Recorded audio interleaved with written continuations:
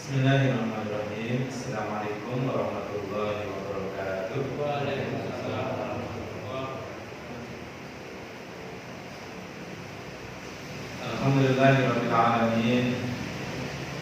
Wassalatu wassalamu ala asyrofil anbiya'i wal mursalin wa ala alihi wa ashabihi ajma'in wa man tabi'ahum bi ihsanin ila yaumiddin. Usikum ayya nafsi taqallah faqad fazal muttaqun. Qala Allah ta'ala fi kitabihil karim, ya ayyuhalladzina amanu taqullaha haqqa tuqatih wa la tamutunna illa wa antum muslimun. Qala Nabi sallallahu alaihi wasallam, fa inna asdaqal hadis kitabullah wa khairal hadi hadi Muhammadin sallallahu alaihi wasallam. Allahumma la ilma lana illa ma 'allamtana wa innaka antal alimul hakim. Rabbi shrah li sadri wa yassir li amri wa hlul 'uqdatam min lisani yafqahu qawli. Amma ba'd. Bapak Ibu yang dimuliakan Allah Subhanahu wa taala, mari kita bersyukur kepada Allah pada malam hari ini kita bisa mengisi waktu jeda dalam hari dan isya dengan yang tikaf di musola di masjid, sekaligus mengkaji ayat-ayat Allah baik dalam Al-Quran maupun dalam hadis.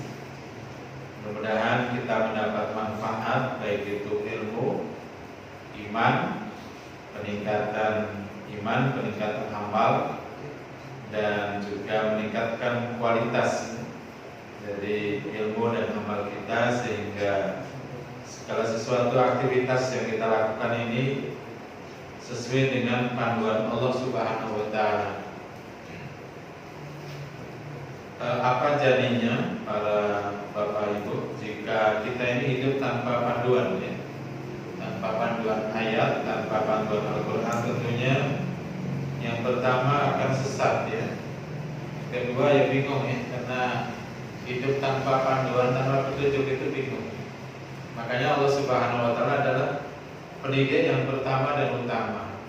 Allah Subhanahu wa taala mendidik kita agar kita ini menjadikan Al-Quran sebagai panduan dalam setiap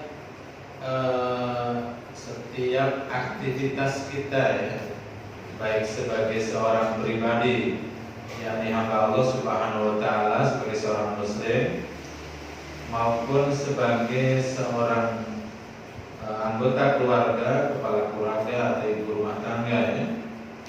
Dan juga kita sebagai pemimpin, ya, yang kita juga punya rakyat, punya anggota yang harus kita bimbing semua rakyatnya menuju apa yang telah digariskan Allah Subhanahu wa taala. Karena kalau kepemimpinan ini tidak dibimbing dengan panduan Allah, maka pastinya kita akan mendapatkan kemurkaan Allah dan juga berbagai macam azab dari Allah Subhanahu wa taala. Makanya kita harus ingat bahwa Allah Subhanahu wa taala memberikan panduan Al-Quran dan Al-Hadis, As-Sunnah, untuk kita jadikan pegangan, ya, dalam setiap aktivitas kita. Allah Subhanahu wa taala memberikan motivasi kepada kita yang sifatnya nampak, ya, atau diperumpamakan dengan hal-hal yang bisa dipahami oleh kita lewat lisan Rasulullah SAW. Meskipun ini sangat sedikit, ya, karena kebanyakan motivasi dari Allah itu bersifat abstrak, ya, tidak nampak. Setiap amal yang baik itu dibalas oleh Allah Subhanahu wa taala dengan pahala, dan itu tidak nampak, tidak bisa kita hitung, ya. Demikian juga Allah senantiasa mengancam kita dengan ancaman neraka, siksaan. Itu pun juga masih abstrak, masih belum nampak, masih istilah dalam Al-Quran adalah masih gaib, ya, masih belum kelihatan. Nah, untuk memudahkan bagi kita agar bisa memahami esensi daripada balasan dan juga ancaman, maka kadang-kadang Allah Subhanahu wa taala memberikan gambaran yang semisal dengan kehidupan dunia. Pada pertemuan yang lalu, bulan yang lalu ya, kita sampaikan tentang 2 ayat saja ya. Dari hadis Rasulullah SAW, Rasulullah SAW bersabda, sukakah di antara kalian apabila pagi hari setiap hari, apabila setiap pagi dia pergi ke pasar Budhan atau ke pasar Akik, kemudian pulang membawa 2 ekor unta yang paling bagus ya, unta jantan yang paling bagus. Maka para sahabat pakulnya, ya Rasulullah, tuhibbu dzalik, pasti kita menyukai semua itu ya. Pergi ke pasar, kemudian tiap pagi ya, tiap hari pulayau ini, tiap hari, dan membawa 2 ekor unta, yaitu di sini disebut dengan nakotain. Nakotain itu unta jantan yang gede ya, yang harga unta sekitar berapa kemarin? 150 atau 250 ya, seharga dengan Avanza ya. Kalau sekarang maukah kalian tiap hari itu bawa 2 Avanza ke rumah ya? Malah sahabatnya ya pasti mau ya. Rasulullah bersabda, apalah takdu ahadukum ilal masjid. Nah, kalau begitu salah seorang di antara kalian ini masuk masjid ya, faya lama ayakrahu, kemudian belajar atau membaca ya. Ayalamu itu mengilmui, membaca atau mengilmui ya, mengilmui. Au yaqra'u ayataini min kitabillah azza wa jalla. Kemudian dia masuk masjid dan membaca 2 ayat dari kitab Allah, 2 ayat saja. Khairul lahu min naqatain. Maka 2 ayat yang kalian baca itu lebih baik daripada 2 unta, 2 Avanza ya. Fasalasa khairul lahu min salasin naqatain, atau dan juga 3 ayat itu lebih baik daripada 3 Avanza, dan 4 ayat juga lebih baik daripada 4 Avanza, dan demikian juga dengan sesuai dengan bilangan untanya. Nah, ini sebuah motivasi ya, memotivasi bahwa 2, 3, 4 ayat yang kita baca itu lebih baik daripada daripada bilangan harta yang ada di dunia. Sebenarnya lebih dari itu ya. Sebenarnya 2 atau 3 ayat ini mengalahkan seluruh dunia sebenarnya. Tapi Allah dengan menggambarkan supaya kita bisa memahami bahwa karena kebanyakan orang pagi-pagi itu kan bukan baca Quran. Pagi-pagi kemana? Ya pagi-pagi itu ya ada 3 aktivitas manusia itu. 1, tolak ilmi ya, belajar, menuju tempat belajar.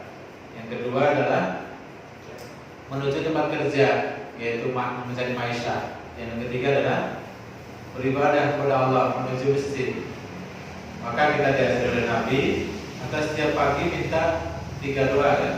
Allahumma inni as'aluka ilman nafi'an. Kalau kita sedang belajar, semoga ilmunya manfaat. Kemudian warizqan thayiban. Nah, kalau mencari rezeki apa? Thayyib.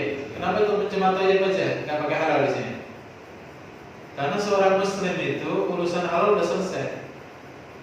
Dalam surat Baqarah masalahnya ada ayat berbunyi, ya ayuhan nas kulu min thayyibati ma razaqnakum halalan tayyiban. Wahai manusia, makanlah yang baik-baik di sisi Allah dari apa yang direzekikan Allah kepadamu, yang halal dan yang baik. Allah memanggil manusia semua, orang kafir, orang munafik, orang ateis, orang Islam, agar makan makanan yang halal. Artinya Allah menyediakan makanan itu halal ya. Jadi nggak benar kalau misalnya mereka makan yang haram. Apalagi mengatakan yang haram aja susah, apalagi yang halal. Nggak benar ya. Karena Allah memerintahkan memakan, pasti ada makanannya. Ya, masa Allah itu bohong ya? Suruh makan nggak ada makanannya, nggak mungkin. Bagi lahir aja dikasih makan Allah SWT, siapapun ya, dia tahu di mana makanannya. Bayi itu kalau lahir, dia kan segera menuju kepada tete ibunya ya, tanpa diajari itu. Kan dia tahu juga menuju ke tetenya. Lebih tahu, ya, karena Allah sudah menyediakan apa? Rezeki yang mengalir sana deras. Jadi Allah menyeru wahai manusia, makanlah yang baik-baik. Makanlah apa yang Allah rezekikan kepadamu yang halal dan thayyib ya. Halal itu artinya dia secara dat, secara apa nih? Datnya halal ya. Kalau 11 apa ini? Datnya tadi ayam, kambing, sapi, unta, apa lagi? Bebek, angsa. Bebek angsa ya. Apa lagi? Dan semua ya, itu yang halal ya. Nggak boleh naruh anjing, ular apa, nggak boleh. Manusia, karena ini perintah Allah SWT ya. Nah, kalau thayyib itu artinya bermanfaat untuk tubuh. Ini panduan Bapak sekalian. Jadi sebenarnya rokok itu bukan yang haram bagi orang Islam. Orang kafir juga haram rokok itu. Kenapa? Karena tidak baik untuk tubuh. Yang mengatakan baik untuk tubuh hanya merokok saja. Betul nggak? Oh baik mas, tuh saya itu malah kalau merokok nggak ngantuk. Apalagi pas ngaji itu merokok sama kopi, gitu katanya ya. Ya, selesai ya. Pemilih rokoknya juga nggak ngerokok, ya kan? Nah, jelek. Ya. Minuman khamr itu jelek, berzina itu jelek. Jadi semua yang nggak apa makanannya nggak thayyib ya, nggak boleh. Allah merintahkan untuk satu halal. Itu orang kafir juga diperintahkan Allah untuk makan yang halal. Bukan hanya untuk orang Islam saja ya. Kalau orang Islam itu ya wajib ya. Kalau orang kafir apa? Wajib juga ya gitu ya. Karena Allah merintahkan ya ayuhan nas. Kemudian thayyib tadi ya. Thayyib itu yang baik. Jadi kadang-kadang kita itu nggak bisa ukur ini baik atau enggak. Semua dimakan aja. Itu kan akhirnya kita sakit. Masih muda sakit stroke. Masih muda darah tinggi. Masih muda lumpuh. Masih muda sakit macam-macam gitu ya. Jadi karena apa? Makanan itu kita nggak lihat thayyib atau tidak, yang penting halal gitu aja. Coba yang ini ya, kita masuk ke supermarket itu semuanya halal, tapi hampir semuanya nggak thayyib. Apa itu? Indomie, Supermie, semua ini sama-sama ada pemanisnya, rasanya macam-macam. Hampir semuanya nggak sehat. Apa sih bunyinya kok? Ciki-ciki, wis lah sehat jelas. Mana bodoh, mana orang pintar, mana sama saja. Buruk sekali cuma tidak paham. Jadi kita itu, tapi apa kita? Tapi ini ada sertifikat halal loh. Halal memang, ya. Nggak ada babinya kan halal itu. Syaratnya gitu aja. Cuma nggak thayyib. Coba makan mie tiap hari, matinya cepat. Betul nggak? Mie instan tiap hari. Saya ada teman usia mas saya kalau 15 tahun meninggal. Makan mie terus gagal ginjal, kemudian cuci darah mati. Ya takdir sih, cuma ya dia berserta kematian dengan makanan tidak sehat. Nah kemudian ayat berikutnya itu dalam surah Al-Baqarah masih ya ayyuhalladzina amanu kulu min thayyibat. Nah intinya itu nggak pakai halal. Bagi orang-orang yang beriman, makanan yang baik-baik. Kalau orang beriman itu perintahnya makan yang baik. Karena orang yang beriman itu urusan halal sudah selesai, nggak ada pembahasan. Lah kok perlu nggak? Fatwa MUI nggak perlu, karena orang Muslim itu paham mana yang halal, mana yang haram. Itu sudah urusan pribadi, bukan urusan fatwa-fatwa lagi. Dia paham ini halal, ini haram, udah jelas. Ya. Hanya kita baca atau tidak gitu loh, itu urusan pribadi. Sehingga perintahnya kepada orang beriman itu yang baik saja. Makanya doanya wariskan thayyiban, nggak pakai wariskan halal thayyiban, nggak boleh ditambahi itu. Hadis Nabi ya, doanya Nabi itu wariskan thayyiban, dari rezeki yang baik. Yang baik berarti rezeki yang dicari oleh seorang suami, seorang ayah, seorang bapak yang diberikan oleh istri itu harus baik. Urusan halal udah selesai, udah nggak perbincangan lagi. Jadi nggak boleh bawa pulang ke rumah itu apa? Halal. Halal nggak boleh, halal dulu. Setelah halal baru diliti. Ditoyib nggak? Ya, jeroan khusus apa macam-macam itu dibawa pulang ya. Ya, orang lain membawa jeroan diterima semua. Orang lain apa macam-macam kan? Hari ini orang macam-macam ya, banyak makanan-makanan tidak apa? Tidak sehat ya, tidak baik untuk tubuh kita. Banyak sekali makanan-makanan. Ya. Kemudian yang ketiga kita minta di tiap pagi itu apa? Amalan mutaqabbalan. Amal yang diterima. Jadi tiga kan, ilmunya manfaat kalau bisa. Kalau bekerja rezekinya faiz. Yang ketiga, kalau kita beribadah kepada Allah diterima. Itu tiap pagi ya. Baik, kembali ke sini Bapak Ibu sekalian tentang dua ayat itu ya, dua ayat saja tiap hari ya. Nah, kalau kita mempelajari dua ayat saja ya, tiap hari dua ayat. Berarti aku berapa tahun? Yang dua ayat 3.000 hari. Itu ya. Karena pelajaran itu ada 6.000-an lebih kan? 6.236 ayat. Jadi kalau satu hari 2 ayat di syukur tafsirnya ya. Tafsir Ibnu Katsir itu wajib loh seorang keluarga muslim. Kalau Anda nggak punya tafsir terus hidup pakai apa? Punya bahasa Allah ya? Kalau punya, nggak pernah lihat. Punya Pak? Punya ya. Tafsir atau nggak punya? Quran punya nggak? Jangan nggak punya Quran, nggak punya terjemahan, nggak punya tafsirnya. Ya, saya terjemahkan sendiri, saya nggak bisa terbagi. Saya pakai tafsir ya. Tafsir sekarang nggak cukup, karena di tafsir perlu perlu ada panduan lagi, yaitu penjelasan Quran pada hadis. Sarah Bukhari, Sahih Muslim ya. Sirah juga perlu, sirah nabawiyah, gimana sirah Nabi gitu. Karena ini panduan kita. Nah kalau kita nggak punya buku, kita hidup pakai apa? Ya taklid sekali cukup. Ya, 10 sekali lagi ya. Jadi baca sendiri ya. Nah, saya udah lihat punya Pak Sro dapat indeks nih ya. 2 ayat ini dapat saya ini tulis, 2 ayat lagi tulis ditulis ya. Ditulis ulang ya, setiap kali diulang supaya menjadi kita punya Quran pribadi namanya ya. Tulis ini dari ayat ini maknanya apa, kemudian berisi tentang apa ya. Supaya kita punya panduan.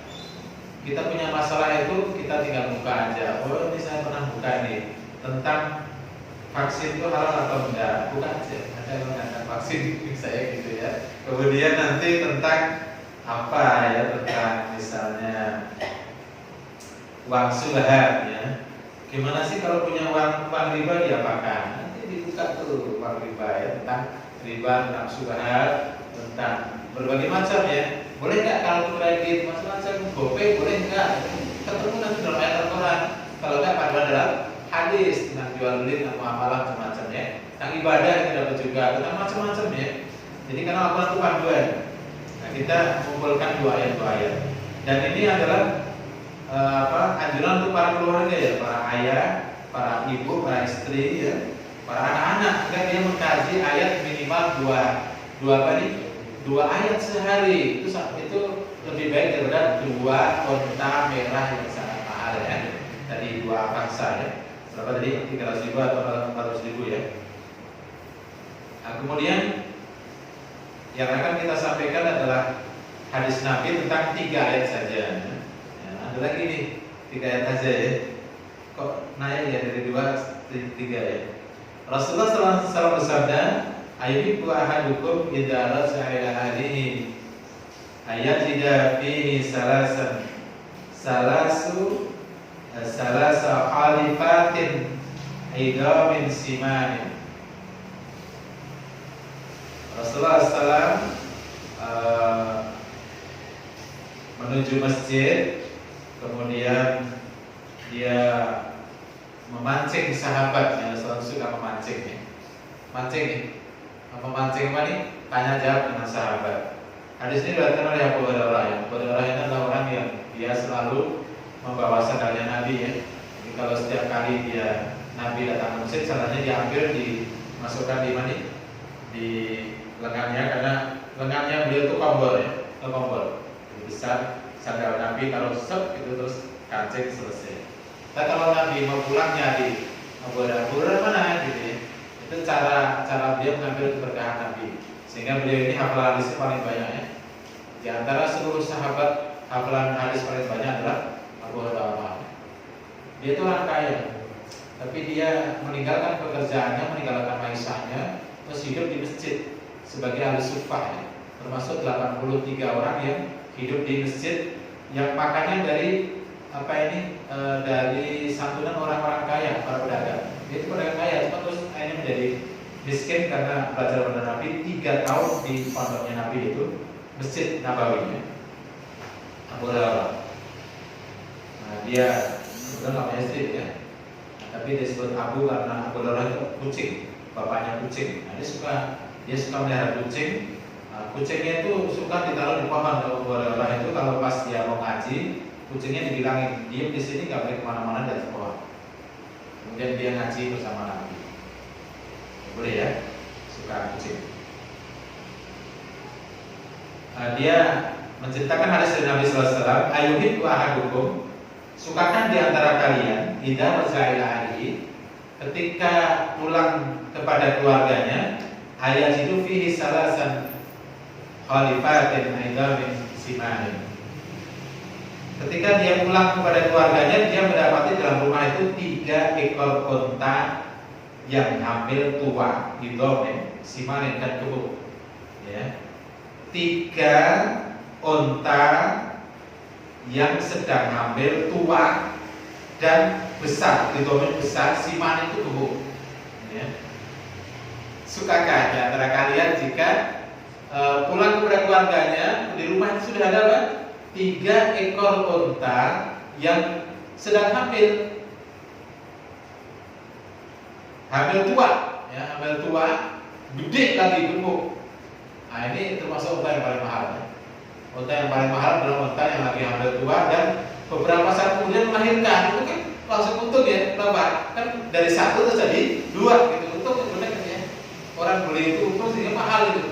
Ya katakan 1 unta 2 paksa ya. Berapa? 300.000 ya. 300 kali 3 900.000 sampai 1 juta ya. 900 juta masalahnya. 300 ini 1 unta hampir 300 juta deh. 300 juta berarti kalau 900 juta ya, hampir 1 M ya, kurang sedikit ya.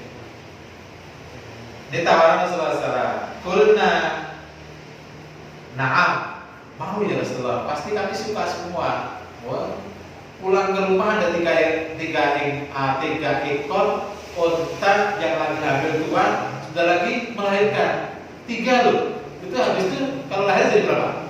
Nah, gitu ya. Kecil aja, anak unta apa sih? Namanya apa? Anak unta. Suka ya? Hah? Udah sapi itu kan. Terus makanya itu udah mahal banget ya, entah itu. Qala fasalasu ayatin yaqra'u bihinna ahadukum fi sholatihi khairul lahu min salasin khalifatin aidha min simani. Rasulullah mulai bersabda, 3 ayat yang kamu baca, salah seorang di antara kamu dalam sholatnya, 3 ayatnya, 3 ayat yang dibaca oleh kalian dalam sholatnya, khairul lahu, lebih baik, min salasin khalifatin aidha min simanin, lebih baik dari 3 unta yang gemuk, hamil tua dan besar. Hadis riwayat Muslim nomor 802. Kalau yang tadi hadis awal tadi yang 2 ekor unta itu hadis Muslim nomor 803, berurutan ya, tentang keutamaan membaca Al-Quran. Hadis ini perlu kita sampaikan karena itu jarang disampaikan dimanapun berada. Biasanya yang disampaikan oleh hadis tentang man yaqra'ul Quran falahu asru amsalihha ya. Barang siapa baca Al-Quran maka akan dilipatkan 10 kebaikan. Itu hadis yang paling terkenal. Atau hadis khairukum man ta'allama Al-Quran wa 'allamahu. Yang hadis ini jarang diketengahkan, jarang disampaikan oleh kaum muslimin atau para dai-dai. Jadi hadis ini nggak terkenal. Dua hadis ini nggak terkenal kan? Kenapa nggak pernah disampaikan ya? Padahal ini dasar banget. Barang siapa yang dia membaca 3 ayatnya, 3 ayat Al-Quran ya dalam sholatnya, maka itu lebih baik daripada 1 M kurang 100 juta ya. Gitu ya, lebih baik. Itu sekali sholat Bapak sekalian. Karena ini yaqra'u artinya senantiasa membaca ya. Yaqra'u itu kan fi'il mudhari ya. Kata kerja selalu berlangsung, jadi selalu 3 ayat. Saya contohkan tadi ya, pas sholat sunnah, saya rakaat pertama setelah Fatihah saya baca surat Al-Asr. Berapa ayat? 3 ayat Al-Asr. Kemudian rakaat kedua saya baca Inna Atoina, pas 3 ayat. Karena memang disunahkan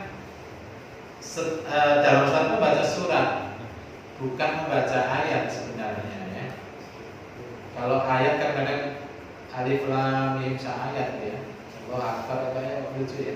Alif lam mim satu surat dalam Al-Quran. Dan surat terpendek berapa ayat? 3. Ada 2 surat ya, Al-Asr dan Al-Kautsar ya. Tetapi harus diperhatikan Bapak Ibu sekalian, apa yang dimaksud dengan yaqra'u di sini? Apa yang dimaksud dengan Quran dalam bahasa Arab? Membaca tok atau membaca dan tahu maknanya? Karena dalam bahasa Arab itu kalau namanya yaqra'u dalam Al-Quran atau Qur'an atau Iqra, artinya membaca itu paham. Misalnya minum air ini,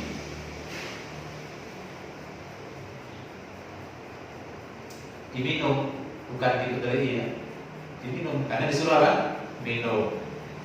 Namanya baca. Jangan merokok, jangan merokok. Lalu dia jangan merokok, jenenge tidak kuraiso, moncok. Ya, nggak bisa baca. Jangan buang sampah di sini, malah kencing di situ. Aku kita coba. Berarti dia nggak bisa baca, ya. Nah, kita beri contoh ya. Nabi Sallallahu Alaihi Wasallam dalam qiyamul lailnya ya, dalam surat malamnya diceritakan oleh Hudzaifah ya. Hudzaifah mengikuti Nabi. Ya. Saya mengikuti Nabi kita sholat malam. Nabi membaca surat Al-Baqarah. Membaca surat Al-Baqarah. Terus saja dari 1, 2, 3, 4 sampai seterusnya. Saya menyangka beliau akan rukuk pada ayat yang ke-100. Ternyata beliau melanjutkan lagi. Dan saya menyangka beliau akan rukuk di ayat terakhir surat Al-Baqarah. Ternyata beliau melanjutkan lagi surat An-Nisa. Saya menyangka selesai An-Nisa dia akan rukuk, ternyata enggak. Udah hebat ya, murid Nabi kuat loh ini.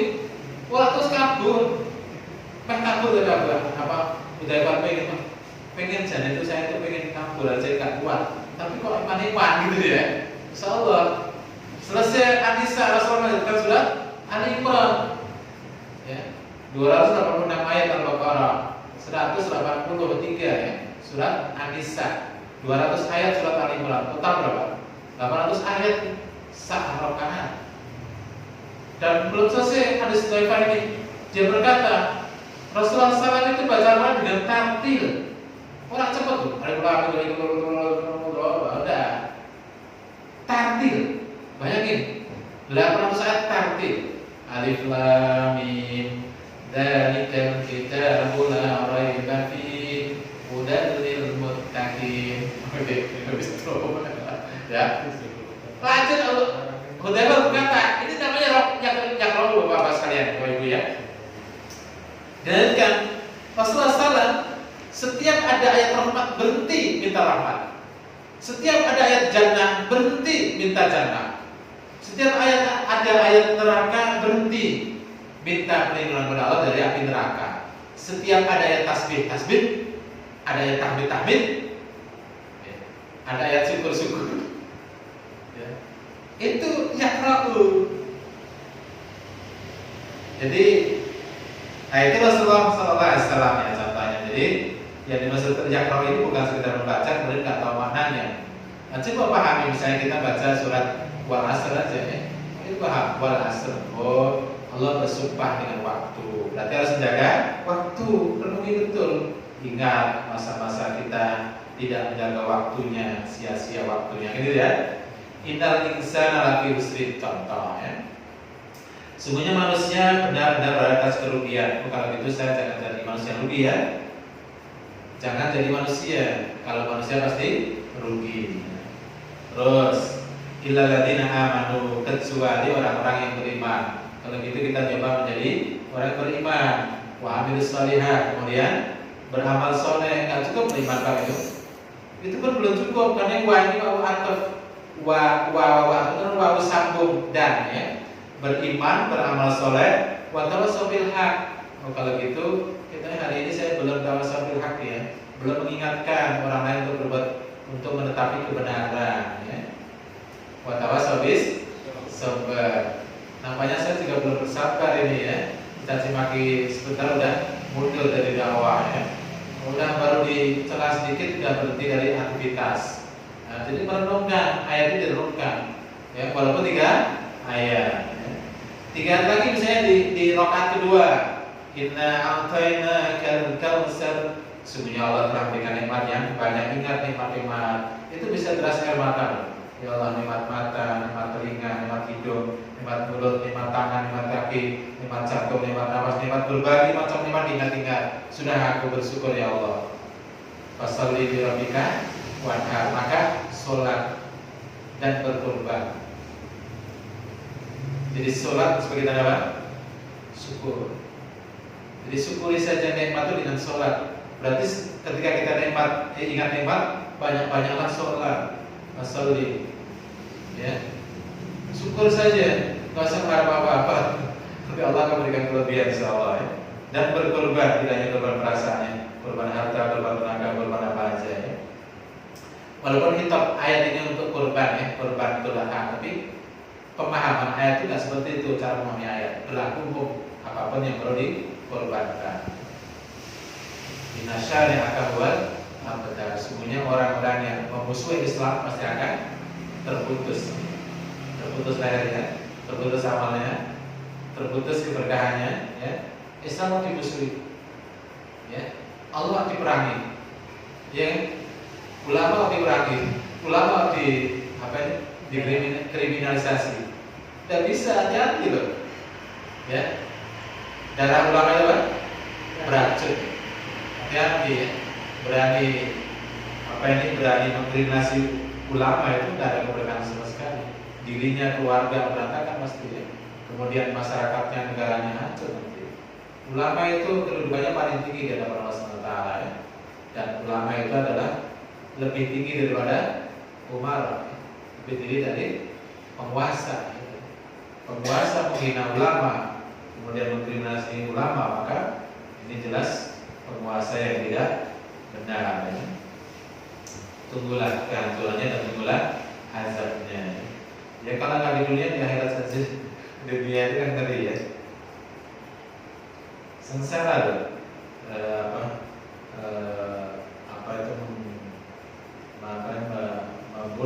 Membunuh para nabi, para ulama itu mengerikan sekali. Jadi begitulah ya. Nah, jadi kembali Bapak Ibu sekalian, inilah. Jadi, nah, coba kita mulai sekarang ya. Setiap ayat yang kita baca, kita pahami betul ya. Pahami betul apa yang kita baca dan kemudian rutinkan 3 ayat. Jadi kalau kulhu berapa ayat? 4 ya, lumayan kan? Tadi saya baca rakaat pertama apa? Rakaat pertama itu Al-Qari'ah 11 ayat. Al-Kasur berapa? 7 ya. Terus dari 18 ayat lumayan. Dipahami ya, dipahami. Kemudian kita merenungi maknanya agar itu lebih baik ya, lebih lebih baik dari dunia santrisinya sebenarnya. Cuma Allah memberikan motivasi supaya gampang itu dengan ini ya. Kalau dalam surat 3, dua surat 2, itu sehari berapa? Minimal 5 ayat. Boleh nggak sholat 5 waktu diulang-ulang suratnya? Boleh. Kulhu terus, bacanya kulhu tak itu ya. Yakin. Awal akhir itu saya itu pas sholat sunnah kan susu ya. Pengen apa? Dia pengen segera apa? Kalau dia pengen segera sholat. Nah, kalau sholat wajib monggo ya. Tapi dirungi betul ya. Dirungi betul bukan hanya sekedar membaca yang memang apa yang dikehendaki Allah Subhanahu wa taala ya. Makanya Rasulullah SAW ketika menerima perintah Iqra itu paham apa yang harus dibaca. Ya, semua yang dari Allah dibaca. Nah, kalau hari yang biasa 2 ayat saja sudah cukup ya. Insyaallah kita akan menyelesaikan sekian ayat. Syukur 2 ayat ini kan nggak selesai sehari karena kita nggak ada waktu baca tafsir Al-Quran tiap hari, mungkin pada subuh ya. Saya beri rumus supaya bisa mampu menyelesaikannya. Yakni sebelum suruh jangan keluar dari musola atau masjid Bapak-bapak sekalian. Khusus Bapak ya. Jadi subuh, sholat subuh ada qobliyahnya, sholat subuh berjamaah, kemudian zikir pada subuh, zikir pagi. Setelah itu kemudian mengkaji Al-Quran. Boleh saja 2 tafsirnya ya. Nggak ada tafsirnya. Nah, nanti berikan tafsir yang apa? Yang punya dana lebih untuk mensedekahkan hartanya untuk beli tafsir. Dipakai untuk semuanya dan yang tidak sempat belajar bisa bisa membaca ya. Kemudian sampai suruh. Setelah itu sholat suruh. Itu masya Allah dasar sekali ya. Nah, kalau kita nggak begitu kita nggak pernah bisa untuk mempelajari Al-Quran sampai tuntas ya. Itu sekarang suruh itu jam berapa ya? Selesai sholat subuh 4:30. Betul ya? 4:30. Dikir pada subuh sampai dikir pagi jam 5. Masih ada waktu 15 sampai 20 menit sampai 2. Sekarang suruhnya jam 5 lebih 5 atau lebih 7 ya? Lebih 8 ya, kurang sedikit ya. Nah, jam 5 lebih 8, jadi tambah 10 menit ya, atau 15 menit. Nah, suruh sama dengan duha yang diawalkan. Nah, setelah itu baru kemudian kita aktivitas ya, jualan, berdagang, kemudian ke kantor, kemudian mencari maisha, jasa dan sebagainya. Itu masya Allah ya, kita akan bisa menyelesaikan banyak hal. Kecuali bagi mereka yang datang kecuali yang maisanya itu sebelum subuh ya, jualan sayur itu malah jam 11 pagi kayak pulang. Ngerti ya? Ya semuanya ada kekurangan, ada kelebihannya ya. Tetapi kita berdoa kepada Allah sebisa mungkin rezeki ini didatangkan ketika pagi ya, pagi-pagi, terus pada suruh ya. Rasulullah SAW itu begitu tiap hari ya, tiap hari. Bukan setiap tahun ya. Kalau setiap tahun namanya apa? Itikaf 10 hari terakhir. Rasulullah sebelum wafat itikafnya 20 hari. Dan meninggalkan dunia ya. Ya baca SMS sebentar atau baca puasa sebentar boleh lagi. Kalau pagi ada berita apa itu ada berita penting udah selesaikan sampai suruh ya. Dan siapa yang selesaikan sampai suruh menutup dengan 2 rakaat, maka pahalanya seperti haji dan umrah secara sempurna. Itu kan? Insyaallah. Demikian Bapak Ibu sekalian yang berdoa Allah SWT, apa yang kita sampaikan mudah-mudahan bermanfaat untuk diri saya kepada teman-teman sekalian. Subhanallahumma wa bihamdika, asyhadu an la ilaha illa anta, astaghfiruka wa atubu ilaik. Assalamualaikum warahmatullahi wabarakatuh.